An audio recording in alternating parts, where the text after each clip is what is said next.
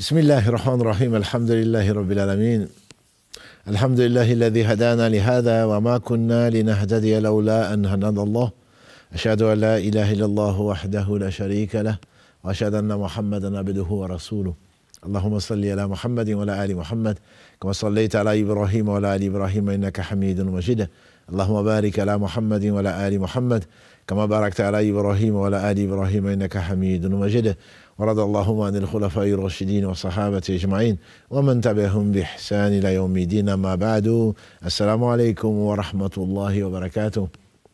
Mes sœurs, mes frères, les louanges, les remerciements, les éloges appartiennent tous à Allah. Le premier qui n'a pas de début, le dernier qui n'a pas de fin, l'apparent, le dominant sur toute chose, le subtil et bien informé. Nous le louons, nous revenons vers lui repentant, nous lui demandons protection contre les conséquences de nos péchés et les tendances de l'âme.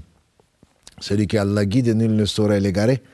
Celui qui est privé de sa guidée, nul ne saurait le guider. J'atteste donc de l'unicité d'Allah subhanahu wa ta'ala dans son essence, dans ses noms et attributs et dans tous ses actes. J'atteste de la véracité de Muhammad ibn Abdillah, le sceau de la prophétie, envoyé comme miséricorde pour les univers. Qu'Allah bénisse ce prophète, sa famille, ses compagnons et tous ceux qui les auront suivis dans le droit chemin et nous fasse l'honneur d'en faire partie. C'est lui qui a dit, en substance, je n'étais envoyé que pour parfaire le bon comportement. Innama bu'ithu liyu'attimma makharim al-akhlaq. Je n'étais envoyé que pour parfaire le bon comportement. C'est lui qui a dit dans la bouche ce qui a été rapporté par Abu Huraira, qu'Allah l'agrée, consigné dans les livres de l'imam al-Bukhari, son authentique, Abu Daoud et Tirmidhi, qu'Allah les fasse tous miséricorde, dans leur sunan, que le prophète sallallahu alayhi wa sallam a dit, donc, celui qui ne renonce pas au mensonge et à la tromperie, Allah n'accepte pas son jeûne. Ou celui qui ne s'abstient pas du mensonge et de la tromperie, son jeûne n'est pas validé. Donc, ce comportement du jeûneur est si important. Abu Huraira, dans ce qui a été rapporté par l'imam Ibn Majah, qu'Allah les fasse miséricorde, Abu Huraira donc, qu'Allah l'agrée, a dit, le prophète sallallahu alayhi wa sallam, qui ne parlait pas de lui-même, il a dit, certains ne gagnent de leur jeûne que la faim et la soif. Que la faim et la soif. Dans ce qui a été également rapporté par l'Hakim, l'imam al-Hakim, et également Ibn Khuzayma, qu'Allah le fasse miséricorde, le jeûne n'est pas l'abstinence du manger et du boire. Le jeûne, c'est l'abstinence des grossièretés et des paroles futiles. Donc jeûner, ce n'est pas s'abstenir du manger et du boire, ce n'est pas le jeûne du ventre, ce n'est pas perdre quelques kilos, comme certains ne gagnent de leur jeûne que la soif et la faim. Ce n'est pas pour garder la ligne. Le jeûne, c'est de s'abstenir de ce qu'Allah subhanahu wa ta'ala a interdit. Quand on jeûne, la langue doit jeûner. Notamment, pas de grossièreté, pas de futilité, pas de médisance, pas de mensonge en particulier, de faux serments et le reste. Le pied doit jeûner, ne doit aller que là où Allah subhanahu wa ta'ala aimerait te voir. La main ne doit toucher que ce qu'Allah subhanahu wa ta'ala te permet de toucher. Les yeux ne doivent regarder que ce qu'Allah subhanahu wa ta'ala t'ordonne de regarder. Ainsi de suite. Donc le jeûne, ce n'est pas je m'abstiens du manger, du boire et je passe ma journée à médire des gens. Je tue le temps. Comme je n'ai rien à faire, je reste devant la télé en train de voir ce qui est interdit. Des paroles futiles. Ce n'est pas ça le jeûne. L'imam Ahmad, qu'Allah lui fasse miséricorde, il a rapporté ce hadith que pendant que les gens jeûnaient, quelqu'un est venu voir le noble messager sallallahu alayhi wa sallam. Il a dit à Rasulallah, il y a deux femmes qui souffrent de leur jeûne. Le prophète s'en est détourné. Il est revenu vers midi. Il a dit à Rasulallah, j'insiste, ces deux femmes sont sur le point de mourir de faim et de soif. Alors, il a dit, appelez-les. On a ramené les deux. Et le prophète sallam a demandé un récipient vide. Il a dit à la première, vomi. Elle n'a vomi que pu,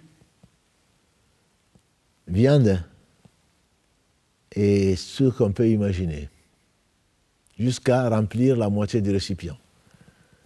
Le prophète alayhi salatu wassalam, et j'atteste qu'il était le messager d'Allah, qui lui a dit, qui lui a inspiré ceci, il a dit à la seconde, vomi. Elle a vomi, la même chose, pu, viande coupée, etc.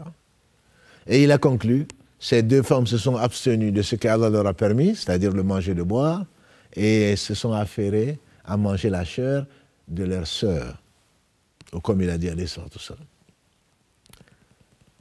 Cette médisance qui est devenue la brosse à dents de beaucoup de musulmans, Allah a comparé cette médisance à quoi? وَلَا يَغْضَبْ بَعْضُكُمْ بَعْضًا أَيُحِبُّ أَحَدُكُمْ أَن يَأْكُلَ لَحْمَ أَخِيهِ مَيِّتًا فَكَرِهْتُمُوهُ وَاتَّقُوا اللَّهَ إِنَّ اللَّهَ تَوَّابٌ رَحِيمٌ. Dans la sourate 49, Al-Hujurat, Allah dit, et que vous musulmans, ne médisez pas les uns des autres. Aimeriez-vous manger la chair de votre frère mort? Certainement vous en avez horreur. Craignez Allah, Allah est celui qui accueille le repentir et celui qui fait miséricorde. La médisance, a dit le prophète sallam, c'est le fait de dire de son frère absent ou de sa sœur absente ce qu'elle n'aimerait pas entendre.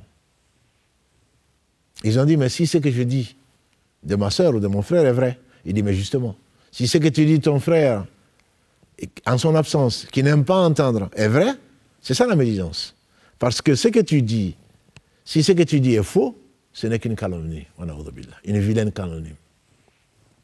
Et beaucoup d'entre nous médisent de leurs frères et de leurs sœurs, médisent des savants, médisent du gouverneur, médisent des absents. Ce n'est pas qu'ils ne l'ont pas fait. Chacun a fait des erreurs. Mais le bon conseil, c'est le mieux. Est-ce que tu aimes celui qui couvre un défaut de son frère dans ce bas monde, au jour du jugement dernier, Allah couvrira ses défauts devant les khala'iq, devant les créatures. Est-ce que tu aimerais qu'on dévoile tes défauts? Allah seul sait. On fait dire à Jésus, alayhi salam, regarde la poutre qui est dans ton œil, plutôt que de regarder la paille dans l'œil du voisin. Toi, tu ne vois que les défauts des autres, alors qu'en réalité, ne serait-ce que ça, c'est un gros défaut que tu as. Si tu couvres les gens, tu pries pour eux, tu les conseilles dans l'intimité, ce sera bien mieux pour toi. Ce sera une bonne action pour toi. Et tu seras privé, tu seras plutôt préservé de ce qu'Allah subhanahu wa ta'ala ne t'humilie devant toutes les créatures. Celui qui poursuit, a dit le prophète sallam, celui qui poursuit le défaut de son frère, Allah poursuivra ses défauts même au fin fond de sa chambre. Ou comme il a dit alayhi salatu wassalam. Mes frères et mes sœurs, le Ramadan est un mois sacré, est un mois, je veux dire béni, pas par les 4 mois sacrés, c'est un mois, quand je dis sacré, dont la sacralité du jeûne, par la sacralité de ton comportement. Et le meilleur des hommes avait le meilleur caractère. C'est un mois béni qu'il faut respecter. Et par conséquent, le Ramadan n'est pas se priver du manger, du boire. Le Ramadan, c'est d'avoir une attitude digne. Si après le Ramadan, ton comportement est meilleur qu'avant le Ramadan, alors certainement Allah aura accepté ton jeûne et tes prières. Mais si après le Ramadan, tu es aussi mauvais, ton caractère n'a pas changé dans le bon sens, si après le Ramadan, tu es aussi médisant, aussi avare, aussi impoli, certainement que ton Ramadan n'a pas été accepté. Qu'Allah subhanahu wa ta'ala nous purifie le cœur au travers de ce mois de Ramadan, au travers le jeûne, au travers de l'obéissance, lui seul peut le faire, et qu'Allah subhanahu wa ta'ala nous donne le meilleur des comportements. Parce que les meilleurs des gens seront ceux qui seront les plus proches de l'envoyé d'Allah sallallahu alayhi wa sallam au jour du jugement dernier, ce seront les croyants qui auront le meilleur caractère. Qu'Allah bénisse Mohammed, sa famille, ses compagnons, tous ceux qui les auront suivis dans le droit chemin et nous fassent l'honneur d'en faire partie. Wassalamu alaikum wa rahmatullahi wa barakatuh.